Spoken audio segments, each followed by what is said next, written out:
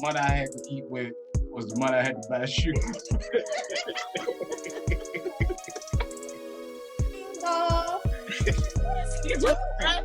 Ready. Mary. And I actually just proposed to this young lady right here last month. Yeah.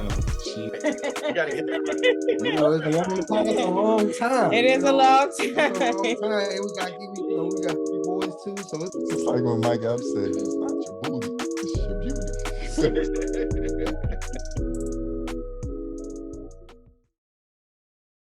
Well, hello, everyone. We're back from Marriage Conversations with 97Podcast. So we have our new guest here today. Tell us a little bit about yourselves. Go ahead. I am Jennifer Davis. This is my wonderful husband, Rondell Davis. In August, we'll be married for 14 years. Nice, very nice. Yep. So, first question. How did you guys meet? Church house. At church. The Church. church house. Well, kind of the church. She was at ODU, and at that time, I was a youth pastor then, and we was going there. Bishop was doing like a fall revival or something like that, and yeah, and we kind of met through there. Then she started coming to the church. And yep. Fast forward, we was back. Just that simple. Do you concur, Jen? Yeah, Jen. What's that from your perspective? Like, he's being real nice because you just be like, you stalking me. You stalking me. That's the story he normally tells. So, of course, Mary and I went to the same college. We were roommates. Yeah. We had another roommate who, our pastor, back then he was Pastor Gay, he's now Bishop Gay. He had done a revival for her church out in the country. So we were all in the choir together. I don't remember what position in the choir she had at that point. But she then invited him to come do our, was it my fall revival? Bible or something. Or something like that. And I was like, hey, that light-skinned guy's kind of cute. Who that light-skinned man over there? That was me. I was the light-skinned man. He is I. And I like that clarity. But this was a revival at the college? Yes. Oh, okay. At the college. Yeah. And then Bishop would come and do like Bible studies for us. He would come basically the whole time we were there. He would come do like revival, like twice a year. No, when we had our concert, he would come. Then we did the whole gospel concert for Ebony Impact, and then I started going to the church, which was in Waverly, and we actually our first date was on his birthday. Yep. Nice. That was going to be our next question. Nice. It was a group date. Okay. Our first few dates were group dates. First few days was a whole bunch of people. Safe? That's safe. Yeah, a whole bunch of people on the first. Just sold my shoe. Yeah, your audio cut out when you Audio cut out. Come up a little.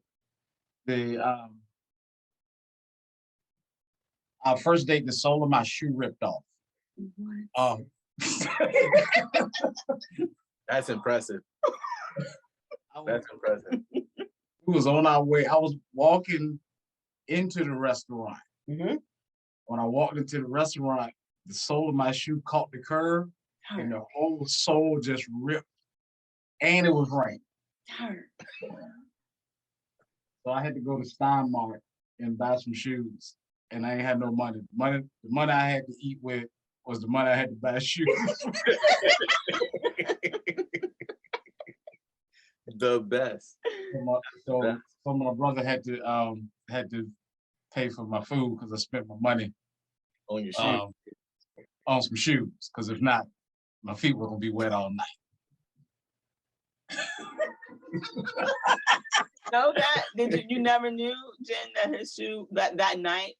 Oh no, I know his shoe broke because I showed up late. yeah, like I forgot who else went with us. Like we were It was a whole bus load. It was a whole trough of people. no, 'cause we were in Richmond. I know. That's what it was, a whole trough of people. Like, it was a lot of people sitting at the table. I It think like he was last kind supper. of annoyed that our first few dates were group dates. But he said it looked like the Last Supper.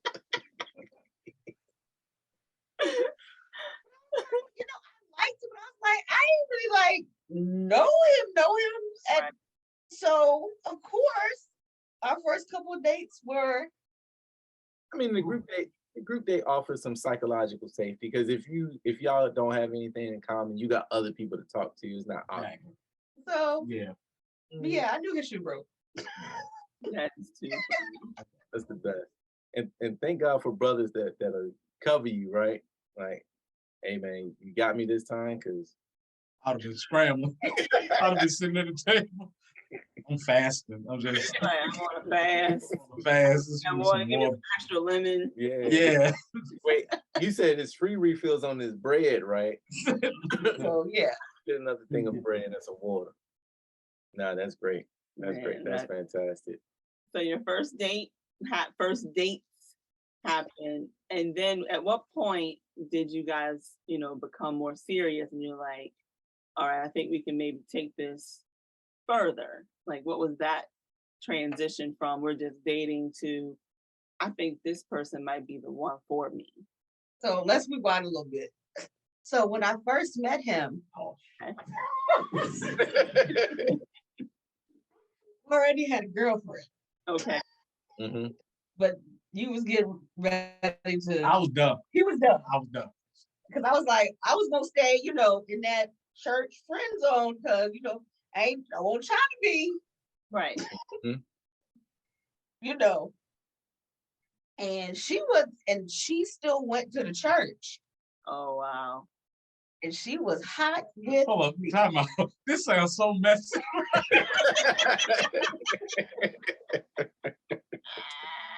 But it wasn't that. It's not that. It's No, not as messy as it because sounds, I promise. actually, Bishop's first wife is the one who put us together. Mhm. Yeah, she She was. told him a story, and she told me a different story. She kind of connected us to this, and that was kind of done, and we both knew it at the time. But what made it awkward, what made it awkward was the fact that that person was still at the church, but it was grace throughout the whole process. Yeah. For the most part. For the most part. Yeah. 'Cause when you're dating in church, it could be and if you're dating and don't go right, it Yeah. could go way, way, way, way, way left. Yeah. But for the most part, we was able to have grace on everybody's part to get through that. Yeah. And I think it was after that, and I think after a couple times, going out by ourselves and stuff like that and just talking. Mhm. I think that's what kind of sealed it. I don't know. I can't recall like a specific day or moment where it just we knew it, but I think it was just over a series of moments together, us spending time together and just talking. I think we just kind of just knew, like, We would only see each other on the weekends, yeah, because I lived in Petersburg and and she was in Norfolk. we were in Norfolk, so we would talk during the week, but Mhm. we would only really see each other Yeah. on the weekends, Mhm. So long distance from the beginning, basically. distance and all that kind of stuff. Yeah, it's always tricky in those situations where like you're dealing with work or some institution that you both share Mhm. and dating within that group of people, and then it doesn't work out. That's all. You're right. There's a lot of grace in that because it could have went way south. Wait. It could've been like a horrible situation. So Right. yeah, so that works out. But Yeah. here's a question. Here's an interesting question. On your different upbringing, because you come from, Jen, you're in Norfolk at this point, and Rondell, you're in Waverly, I Petersburg. lived in Petersburg. Petersburg. How do you think your upbringing influenced you guys? in dating and in now in your marriage? Like the way I you do. treat your parents. all Yeah. that. Yeah. I was driving down the road and I knew this question was gonna come up. I was driving down the road this evening. For me, and I'll be totally honest and transparent for everybody to hear it. For me, because when we first started, no, when we first got married. When we first got married, we was planning a wedding, and my parents was planning a divorce Mhm. Oh, at the same time. at the same time. So while we're planning our wedding, my parents are at at the divorce process, separating and doing all that. Mhm. So I think that influenced the way, and I hope I'm answering the question. That influenced the way I see, and I see our marriage and look at our marriage Mhm. because I saw the impact. Yeah, I saw the impact that my parents divorcing in my 20s, in my mid to late 20s. Mhm. I saw the impact that it had on me and my brothers. Yeah. Mhm. So I'm able to take both. I'm able to take, the good that I saw with my parents, Mhm. and say, okay, I could, use that. But I'm also able to look at that part. I don't want that. Right. Yeah. So that's what influenced a lot of, I know for me, my behaviors and how I, move in our marriage, because it's like I don't want that. Like Yeah. Yeah. Oh, that makes sense. Like for me growing up, I've always like been active in church and stuff like that. One of the things that my pastor when I was a teenager always said, be careful who you date, because they could be your potential mates. Don't date anybody that you can't think of yourself, with long term. Yeah. So, before Rondell dated like one or two guys, be like, yeah, That ain't it. that show ain't it. But just even like in church, seeing the way that like he served and things like that. And even like in my parents' relationship, like he said, his parents were planning a divorce after almost 40 years of marriage. Yeah, 30 it some was years it of was marriage. it was a lot. And then next year, my parents will be celebrating like 50 years of marriage. So, I mean, that really influenced, like you said, you take the good and the bad from both sides of what would we keep the same that, our parents did, and what are some things that will change. Right. So, How did that affect your, like, so you dated and then you get engaged and you're about to get married, and neither one of you been married before, right? This is your first marriage, right? So it's like, how does that affect your life experience? How did that affect your expectations? Like, Rondell, what did you going into the union, and it's day one, what did you kind of expect from a wife or from Jen? I had no idea. That's a real answer. Yeah, yeah. I didn't. I didn't have no expectations. It was two things. I knew two things. This is all I knew. I knew one, I loved. Two, I knew I'd do whatever I had to do to take care of. That's all I knew. I didn't have like no crazy expectation of her. I think I had more expectation and pressure on myself. Oh, And again, because one, I look at my family, and divorce is high in my family.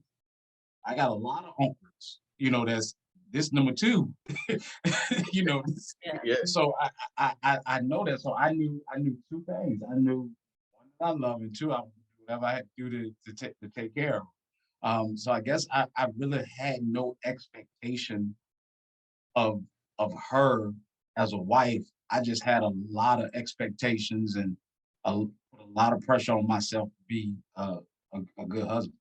Nice, nice. And before I go to you, Jen, Mhm.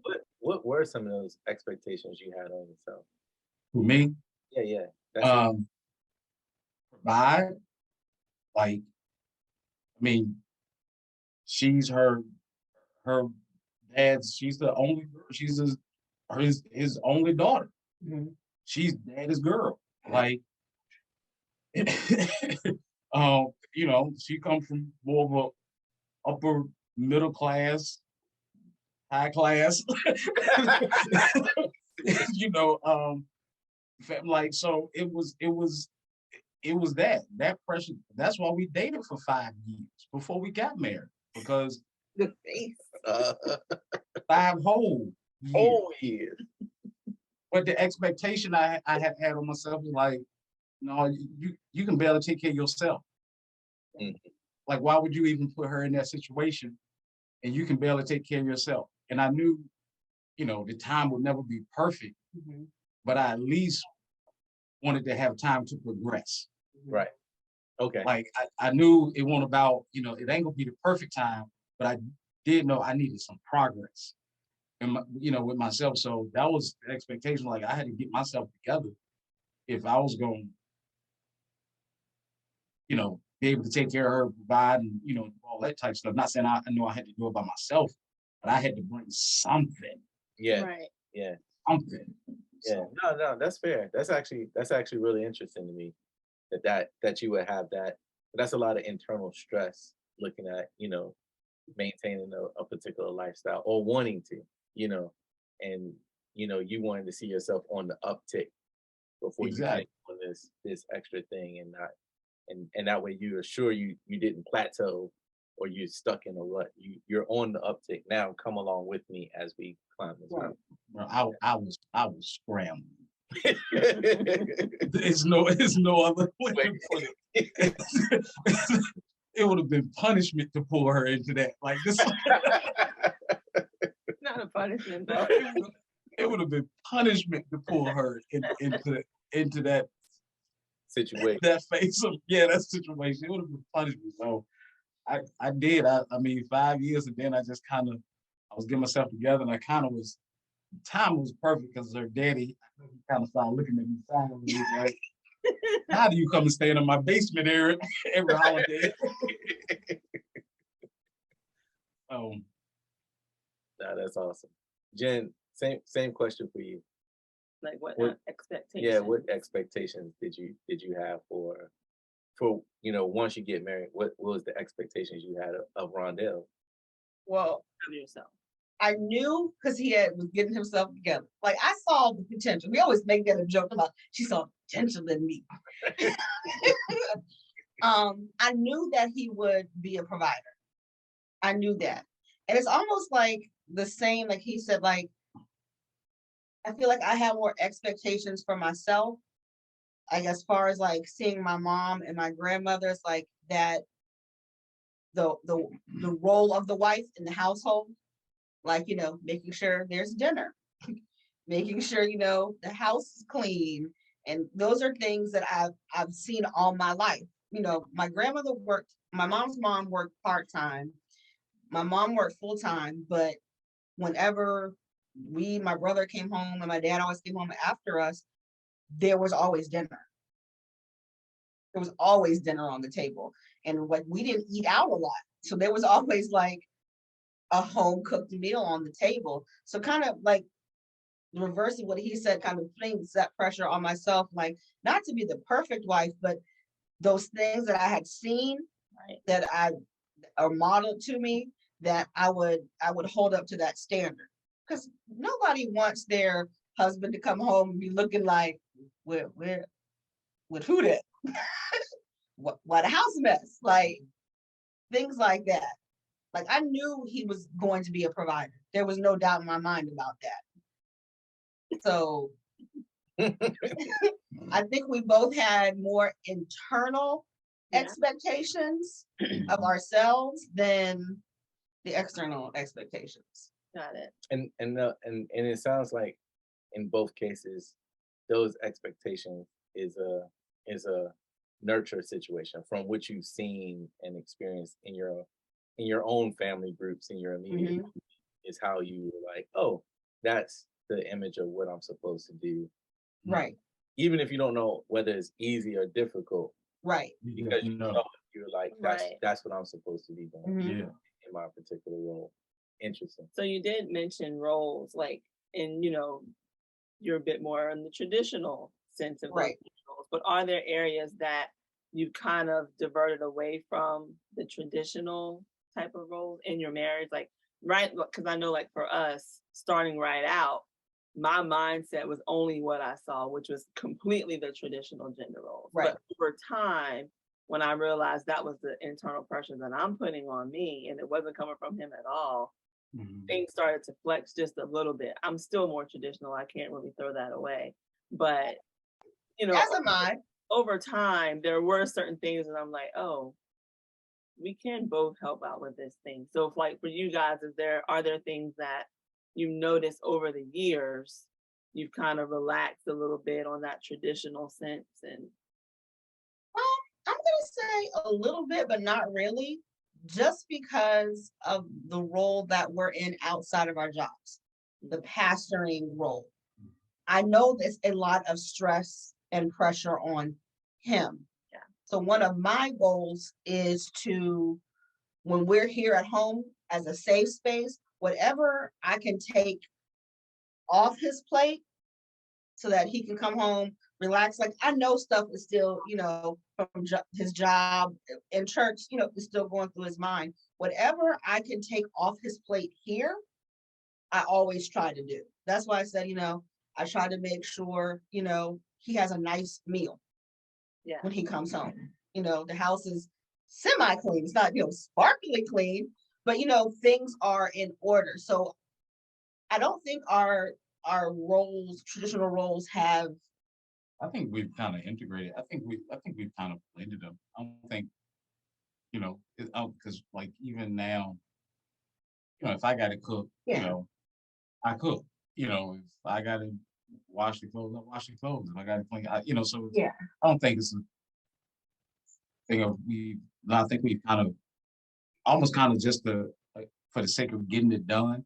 Yeah. Like, it's for us, like, it don't matter who does it. Like, some days, if she's working or something and I get home early, I cook. I'm not gonna wait for her to get home. Be like, hey, all right. You coming in the door like, my stomach's showing brown. I know you just pulled a double shift, but I'm sure is hungry. Yeah, like, hey, that meat in the sink.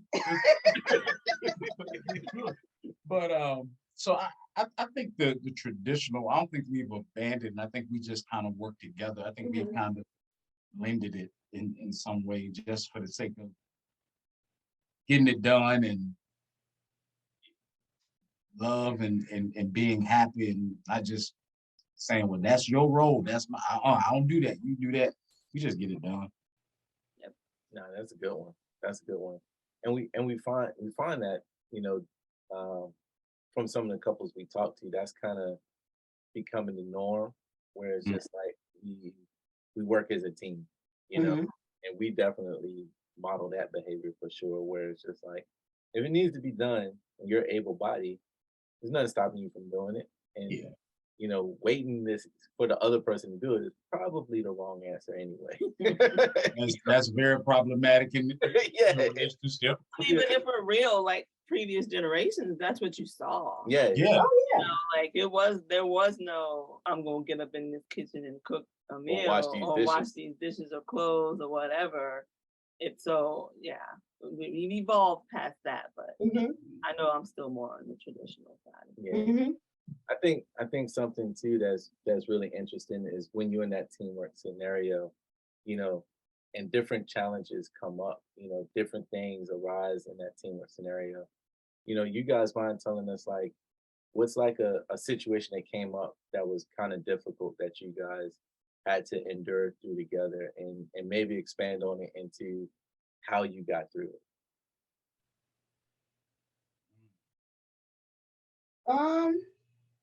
You got sick. When I got sick in 2014.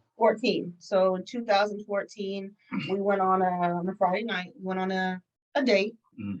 And I had a grand mal seizure in the car. Got taken to the hospital, found out I had a meningioma, which is a benign tumor. That it's a slow growing tumor that I guess it had just been growing over the years. But what happened was, as soon as it got large enough, it was golf ball size. When it got large enough, like to the top of my skull, that's what caused the seizure. Like it had no more room to go anywhere. So because, well, I was in the hospital for like 2 weeks, had surgery and stuff, came home. I was not able to drive for 6 months. So anytime you have any type of seizure, you are not able to drive for 6 months. Oh, So when I came home, I really couldn't do anything. Like they were preparing him to have a hospital bed here in the house, with like nurses and stuff, because they just didn't know how the surgery was going to go.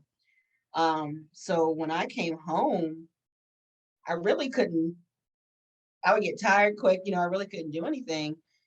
And he took on everything: cooking, cleaning, grocery shopping, driving me around, like you name it, he did it, because I just didn't have the energy to do anything. And I had Oh, yeah. I had lost my job. It's funny now. I mean, I can laugh at it. Yeah. I can Yeah, laugh yeah, at it. I can laugh at it now, but I was without a job when that happened. So talking that again, I can laugh at it now, but looking back over it, like here I am with no job, her in the position that she was in, and the school system that she was working for at that time, we fighting with, borderline fighting with them on Critical care pay. basically money that's hers that, that she didn't earn. And so it was a lot, and still, pastoring and all of that. It was a lot. And I hate to sound churchy, but the only thing that I know that got us through that situation was prayer. Yeah. Like I've been praying for a long time. I've been with the Lord for a minute, but I don't think I never prayed as much as I prayed that span. Because it was, like she said, they was, told me I need to go meet with this. It was a person in the hospital. Like I need to go meet with them, prepare, have a nurse come in the house, once or up to 5 times a week, I think it was, a hospital bed. She could lose all her motor skills, all of this type stuff. They they prepare me for. And I'm thinking about that and the fact I need to find a job. I mean, it was just just a lot. Like I ain't bathed a lot in 2 weeks. no, that's a lot, man. That's Bro, I didn't bathe a lot. The only thing I remember is I just had my iPad and she was like sleeping most of the time. And I was just reading scriptures and just praying and going on walks down the hallway or whatever. But yeah, that was probably one of the toughest seasons of our life. And it is just I came home and had just she couldn't drive for 6 months. So I came home and I did everything. And thank God, man, I never forget one Sunday. I preached one Sunday, and I think I preached against Bishop's orders. I think he had told me to take Sunday off, or whatever, but I didn't. And I went to the church and preached, and I had to go get groceries. And y'all remember where the church was at, the food line, like right up the street. Yep. So I went there, and I'm walking around the grocery store, and I guess I was lost, and I must have looked defeated. I just must have looked like. And just so happened one of the members was in there, and her husband, they came and they saw me, and she took my list. She took my list, and basically like, just you go to the car, we're gonna take care of you list everything. So shout out to them. God bless them. I thank them for that. But yeah, that was one of the roughest seasons, man, that I think we endured, but that was prayer, all prayer. Yeah, that's heavy. That's a lot, and I think that's the kind of stuff that, people don't think about sometimes, because like now you guys are happy and smiling, and your bond's super tight, and everybody knows y'all just hang out, Yep. hang out like wet clothes on a clothesline, right? So, but it's those kind of things that really strengthen couples, and really that really pulls you, makes you super tight, and I really appreciate you guys sharing that story, because I know that had to be enormous. And I can only think back to what you were saying earlier, Rondell, about your internal stressors to provide. So to be in that situation and be out of work at the same time, that had to be like, that's a blow to the ego. But then Yeah. this seemingly insurmountable task in front of you at the same time. So I was one of those guys that I defined myself by what I did. And when I felt like when I ain't had nothing to do, I want nobody. mm, So I felt like when I lost that job, like that was my whole identity. Mm. So I felt like I want nothing because I had attached myself. I had been there. I had worked my way literally from the bottom. Oh, so it was like, man, so I already didn't feel, I already was having some internal struggles myself with my own insecurities and all of that. And then I feel like God made us challenge our vows in 3 months. yeah. Made us challenge up for sickness, Yeah. sickness and in health, Yeah. for richer or for poor. Like we went through that challenge in like 3 months. So Yeah. so that it was tough, but God brought us through it. Yeah. That's special. That's a real special story right there. Super special.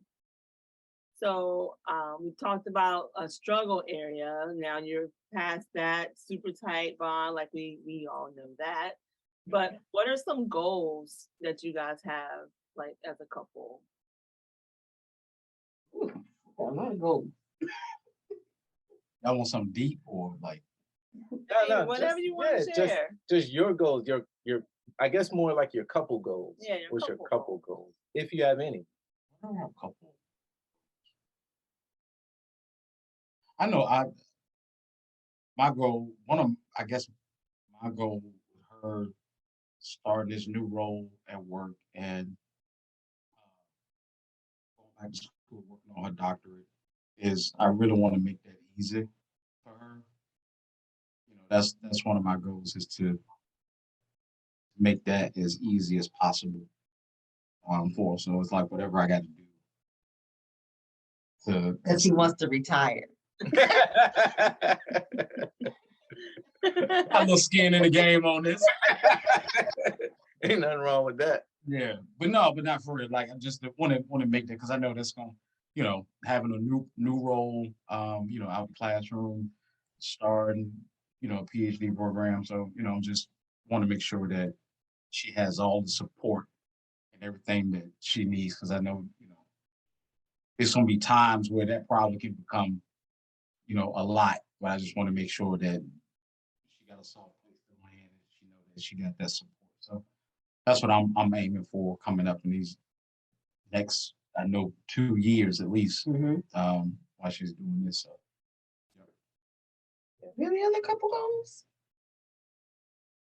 What's it like, it's like debt free, except yeah, it's that stuff. that stuff. But I think that's it. I think everybody might have that. Yeah. Now we want to stand it. Real. Yeah. Let's get more debt. Yeah, get more. I tell you, Moving to another house. Yeah, we want to move soon, and Get a bunny. we tell y'all about the bunny. We gotta tell y'all about the bunny. He wants a pet bunny. I want a pet rabbit. A pet rabbit. Why you look down? Why you look down like that? Is it gonna be named Bugs? You gonna name it Bugs? Look, whatever floats your boat. Yeah, but I think just I know for me that's my big thing to focus on is making sure that support is there for her. Any other goals like I don't think we trying to write no book yet. Not yet. No, we ain't trying to. No, I think we just that's about it. It feels bad saying it, but I think that's about it. Let me tell you. I feel like we should have more. Let me tell you one that I thought that you talked about one time before.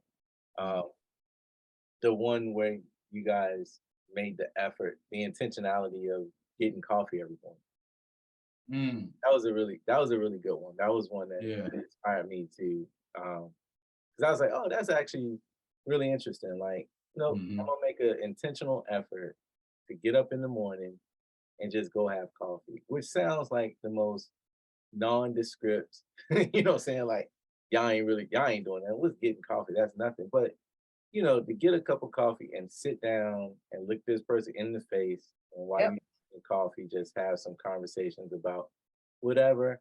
And just once a week. Yeah. Once a week. And maybe not say nothing. Maybe y'all just sit there and just sip on the coffee in each other's presence in quiet. And people watch. Yeah, people watch. Yeah.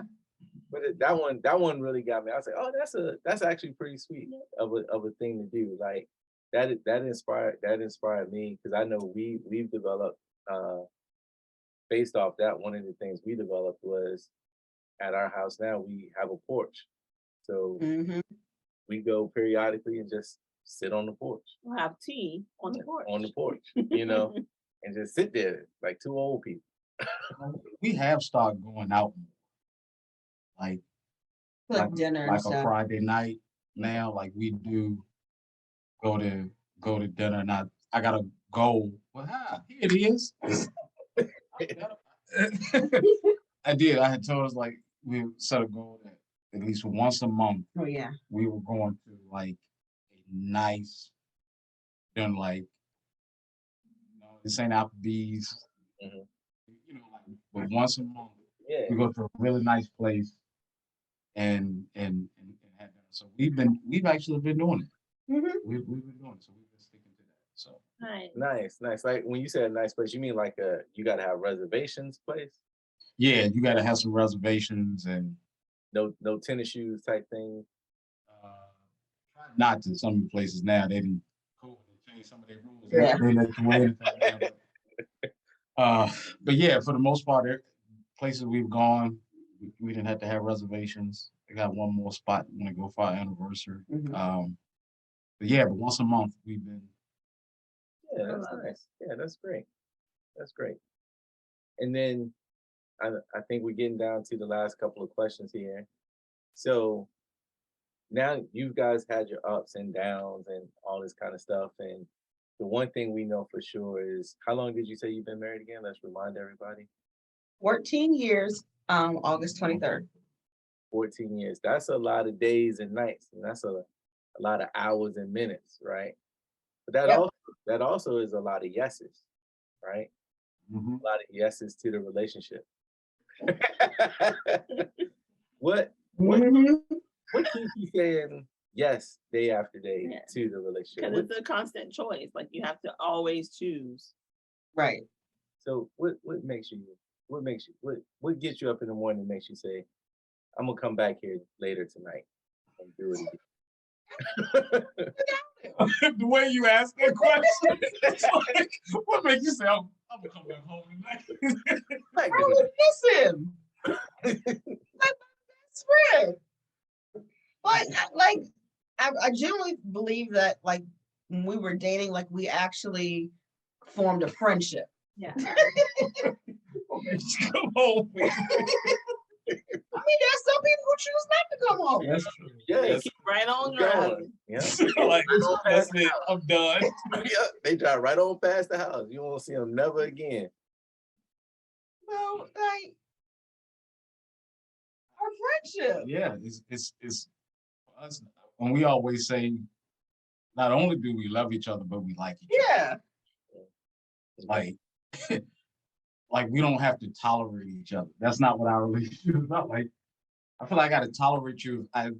If I don't want to be around you, then I'm just tolerating your presence. Like, oh God, I gotta be in her presence. I gotta sit in the car and get myself together because I gotta go ahead and deal with this. Lord. Here come your friend. Here come your friend. Come your little friend. Yeah, Your little friend. like I ain't gotta, like, oh, I gotta go ahead and hurt him off. Like, it's not like that. Like, we like each other. Like, we best friends. So I think the thing that keep us saying yes and keep coming home is like just say we genuinely like each other and love each other. Nice. No, that's great. That's great. That is a strangely simplistic answer, but I completely understand the sentiment. Like I'll hear his truck and I'll be like, Exactly. One day. Yeah. I'm listening for the garage door. garage. You're like, that you? And then, I mean,